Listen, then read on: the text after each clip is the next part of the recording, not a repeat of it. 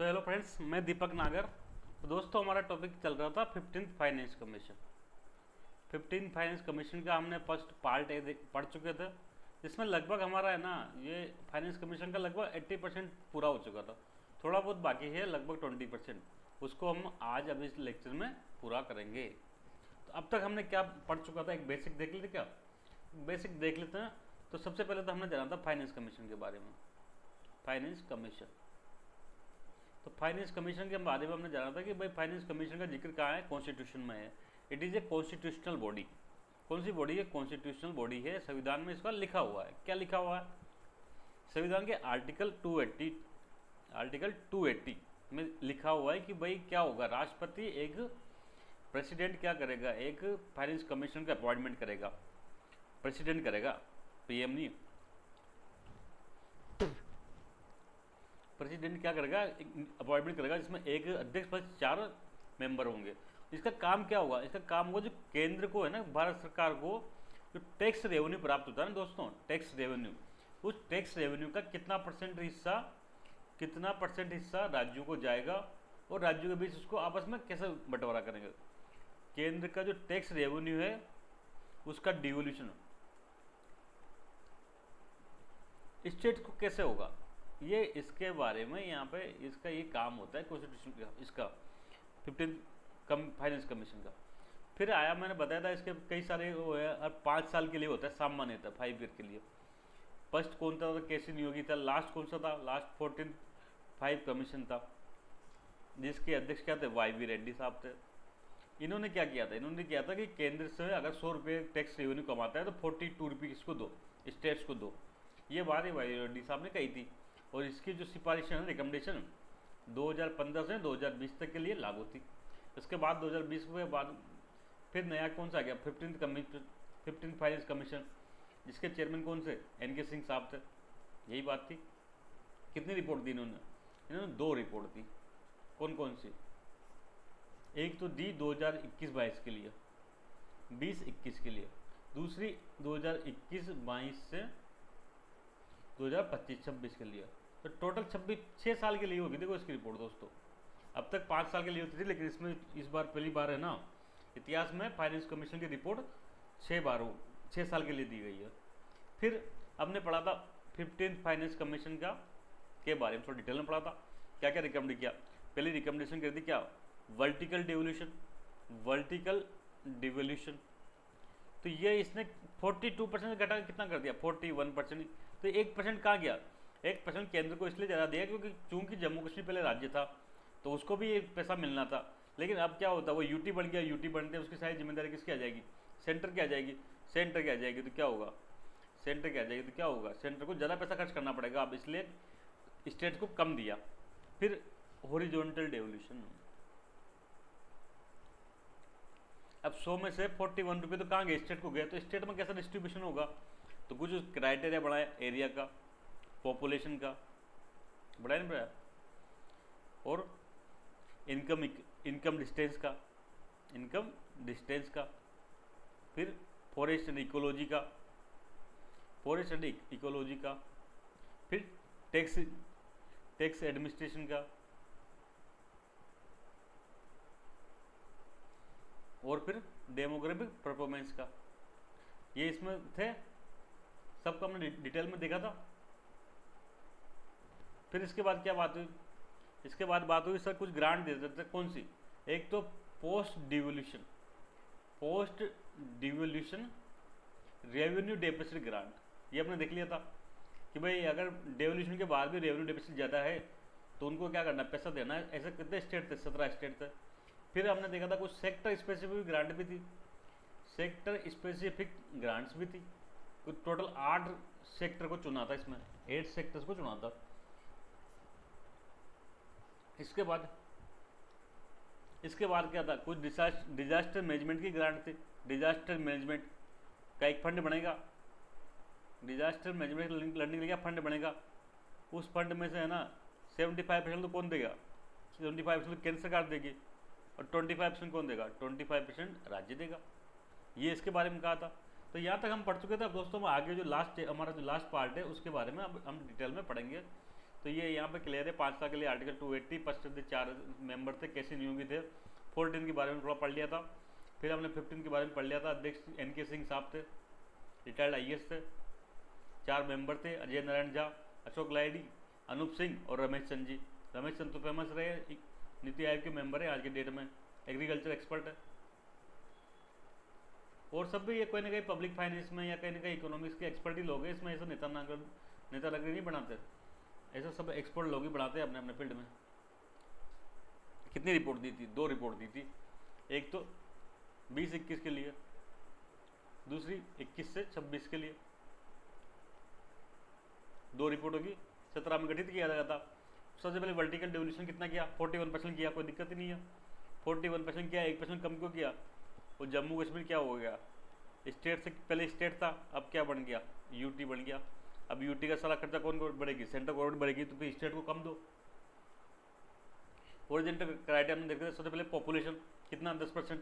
Population कौन सी साल की? 2011 की। पूर्व में कितनी थी? 1971 की थी, लेकिन अब क्या कर दिया उसको? 2011 कर दिया। फिर एरिया हो गया, फॉरेस्ट हो गया, इनकम डिस्टेंस हो गया, टैक्स एंड फिस्कल एफर्ट हो गया, राज्य कितना प्रयास कर रहे हैं, डेमोग्राफिक परफॉर्मेंस हो गया, 15% हो गया, 10 हो गया, 45 हो गया, 2.5 हो गया, 12.5 हो गया। इसमें क्या गिनते हैं? TFR, total fertility rate. एक महिला अपने जन्म काल में कितने बच्चों को जन्म देती है? जितने ज़्यादा को देगी उतनी जनसंख्या ज़्यादा बढ़ेगी, कम को देगी तो कम बढ़ेगी। सिंपल आइडियल कितना माना जाता है? 2.1 माना जाता है। भाई 2 माता पिता 2.1 बच्चे पैदा कर रहे हैं एक तरह से, तो 2 तो खत्म हो जाएंगे। 0.1 कहीं ना कहीं एक्सीडेंट वगैरह, बीमारी वगैरह का इनका रहता है, इसलिए मोटा मोटी कौन सा बढ़िया माना जाता है? 2.1 TFR बेस्ट मानी जाती है। इससे क्या होता है? जनसंख्या स्टेबल रहती है। फिर हमने देखा इस जो हॉरिजॉन्टल डिवोल्यूशन में सबसे ज़्यादा पैसा किसको मिलेगा? तो नंबर 1 पे कौन था? UP था। अपना राजस्थान कौन सा था? राजस्थान 6 नंबर पे था। इसको 6.026% डिवोल्यूशन में टोटल मतलब 100 रुपये डिस्ट्रीब्यूट हो रहे हैं, तो राजस्थान को 6.026 रुपये मिलेंगे, ये बात थी। फिर ग्रांट भी दी गई। कौन कौन सी ग्रांट दी गई? सबसे पहले दी गई post devolution revenue deficit grant, ये हमने देख लिया था। रेवेन्यू डेफिसिट को एलिमिनेट करने के लिए कितने राज्यों को दी जाए? 17 राज्यों को। टोटल कितना देंगे? 2.90 करोड़ 25-26 तक देंगे 5 साल के लिए। ये 2.90 करोड़ की देंगे 17 राज्यों को, ठीक है, रेवेन्यू डेफिसिट ग्रांट। फिर बता दें सेक्टर स्पेसिफिक ग्रांट भी थी। सेक्टर स्पेसिफिक, कुछ चुनिंदा सेक्टर होते हैं ना इकोनॉमी के, जैसे कि एजुकेशन, जैसे कि हेल्थ, ऐसे 8 सेक्टर को चुना और इनको कितना 1.30 लाख करोड़ रुपए की ग्रांट देंगे अगले 5 साल में रुपए में, ताकि इनका इन क्षेत्र का डेवलपमेंट किया जा सके।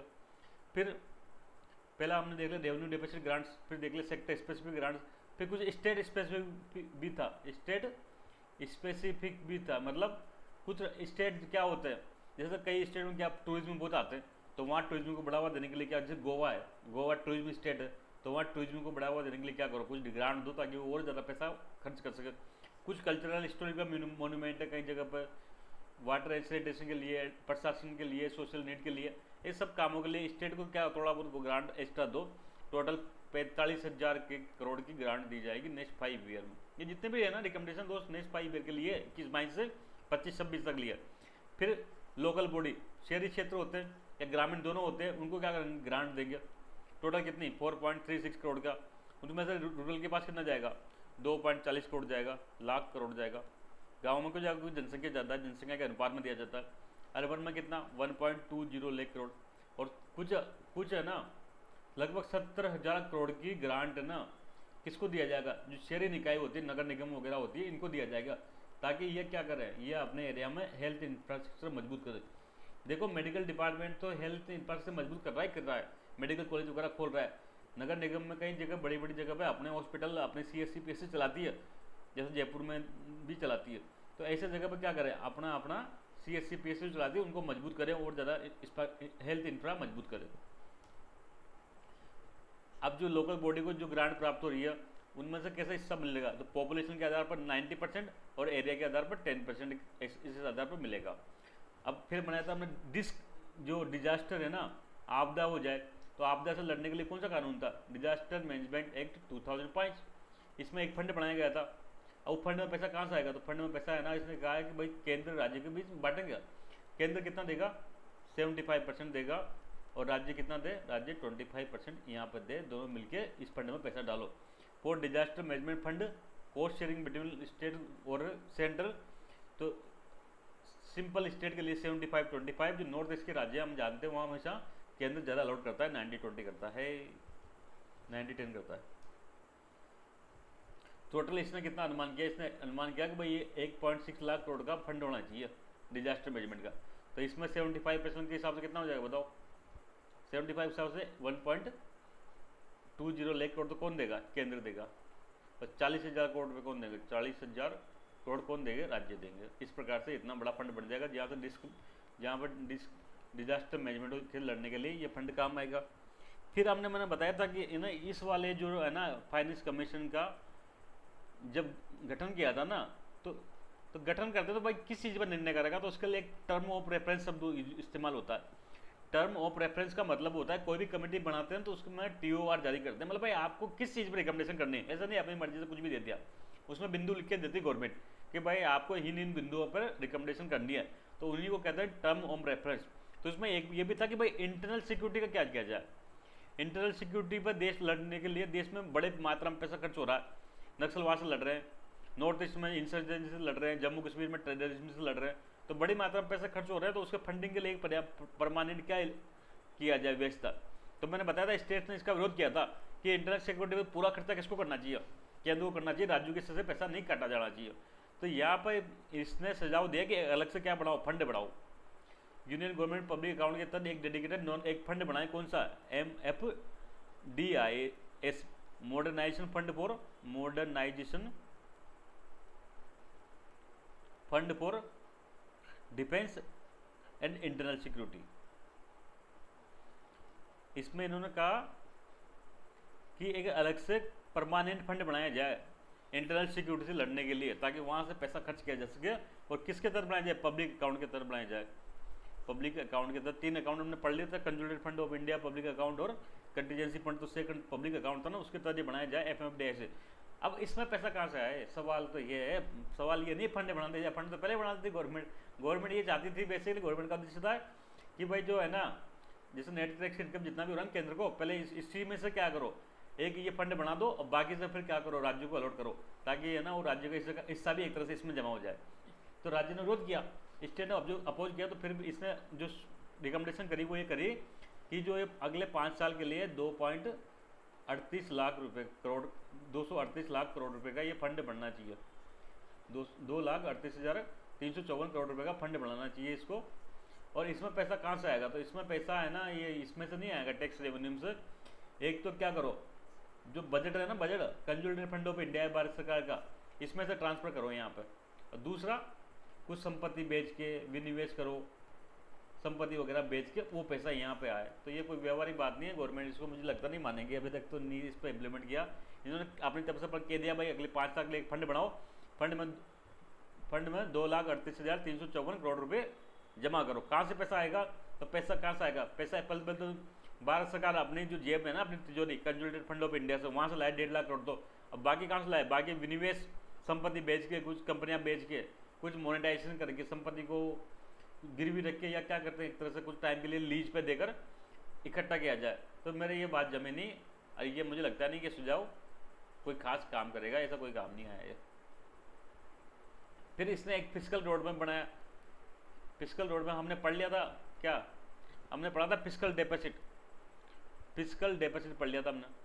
तो फिस्कल डेफिसिट पढ़ लिया था, तो फिस्कल डेफिसिट क्या करना चाहिए, कम करना चाहिए। तो कम करने का इसने रोड मैप बनाया। हर बार ये जो होता है फाइनेंस कमीशन होता है, ये होता है भाई सरकार को क्या करना चाहिए, अपना खर्चा घाटा कम करना चाहिए। तो इसने ये बताया कि जो 2025-26 तक है ना, 2025-26 तक अपना डेफिसिट घटा के कितना करे, तो घटा के भारत सरकार 4% ऑफ GDP कर ले, 4% ऑफ GDP करे, ये इन्होंने बताया था। लेकिन हमने पहले देख लिया था कि NK सिंह कमेटी, इस पर गवर्नमेंट सहमत है, उसने कितना बताया था, उसने बताया था 2025-26 तक 4.5% ऑफ GDP करे। और गवर्नमेंट इसी को टारगेट को मांग के चल रही है, 4.5% ऑफ GDP को। तो ये चीज़ इंपॉर्टेंट नहीं रह जाती, इसको याद नहीं करना। अब मुख्य काम यह है भी नहीं फाइनेंस कमीशन का कि वो फिस्कल रोड में वगैरह बताया। मुख्य काम हमने फिस्कल जो फाइनेंस कमीशन था उसका देख चुके हैं, उन्हीं को याद रखना है। एक क्या किया जाए, high powered inter government group बनाए जाए, जो क्या करे, FRB में एक को रिव्यू करो, अरे भाई कर तो लिया था पहले, खुद एन के सिंह ने तो किया था 2016 में, इनके दीक्षा में तो कमेटी बनी थी, इन्होंने कहा फिर एक ग्रुप बनाओ जो इसको रिव्यू करे। कोई मतलब नहीं है इसे, और से कुछ नया फ्रेमवर्क, कुछ नया कानून वगैरह लेके आओ FRBM वगैरह के बारे में, तो ऐसे कोई खास बात नहीं है। FRBM को रिव्यू करो, कुल मिला के एक लाइन में FRBM एक्ट को रिव्यू करो तो कर लेंगे, इसमें कौन सी बड़ी बात है। फिर GST के कई सारे डेट हैं, आप पता है GST के कितने डेट हैं आज की डेट में, 0%, 5%, 12%, 18%, 28%। अब GST क्या किस लिए लेके आए थे? GST लेके आए थे कि टैक्स सिस्टम ईजी हो जाए, कर प्रणाली को आसान बना के लिए, लेकिन 5-5 स्लैब पे बना दी तो कहाँ आसान रहा। एक प्रोडक्ट 0 में है, 5 में, 12 में, 18 में, 28 में उलझन होती है, जबकि GST की सामान्यतः 1 या 2 रेडी होनी चाहिए।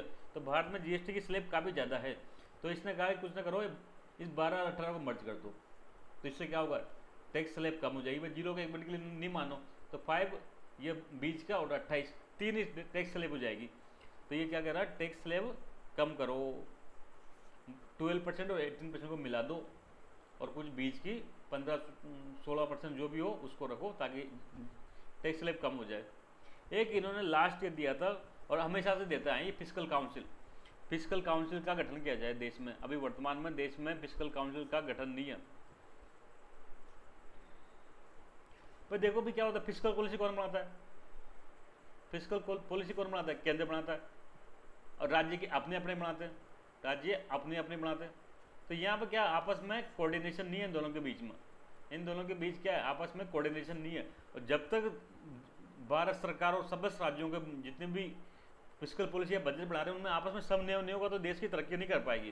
तो इसके लिए क्या करो, एक इंडिपेंडेंट फिस्कल काउंसिल बनाओ, जिसमें एक तो कुछ तो ये इनके प्रतिनिधियों के साथ कुछ लोग एक्सपर्ट हो, और वो फिर क्या करे, फिस्कल के संबंध में डिसीजन ले। राज्यों को इंडिपेंडेंट डेट मैनेजर का गठन करना चाहिए, boring programme independent fiscal council का गठन किया जाए, इसमें केंद्र और राज्य मिलकर क्या करें, काम करें और इनको एडवाइस दें। ये तो ये हो गया, फिस्कल काउंसिल का गठन किया जाए। राज्य को क्या करना चाहिए, जो बोरो को करते हैं उसके लिए एक से इंडिपेंडेंट सेल बनाना चाहिए, कोई खास बात नहीं है, वो बंद कर देना चाहिए। जो अप्रासंगिक योजना और एक कभी चलाई थी, लेकिन भारत में एक सिस्टम खराब है, आप लोगों ने देखा होगा इंडिया में क्या होता है, इंडिया में दोस्तों होता है, कोई स्कीम चल गई तो समाप्त नहीं होती, वो कभी भी अनंत काल तक चलती है, समाप्त नहीं होती, बस गवर्नमेंट चला दी उसको बंद नहीं कर सकता है। जबकि इसका मतलब है अगर कोई स्कीम अनंत काल तक चलती है मतलब वो फेल हो रही है, वो क्या, वो फेल हो रही है। जैसे भारत में NFA चला 1 मिनट के लिए 2013 से, ठीक है, तो जितने लोग उसमें 2013 में शामिल थे, तो क्या पिछले 10 साल में या 8-9 साल में एक भी आदमी अमीर नहीं हुआ गया देश में, एक भी आदमी अमीर नहीं हुआ गया जो ये NFA कानून से सस्ता गेहूं लेना बंद कर दे? तो ऐसा नहीं हुआ एक भी। तो फिर ऐसे अनंत काल तक थोड़ी योजना चलती ना, कुछ टाइम के लिए चलती है, उसका बेनिफिट मिल रहा है, कुछ लोग उसके पार पा गए।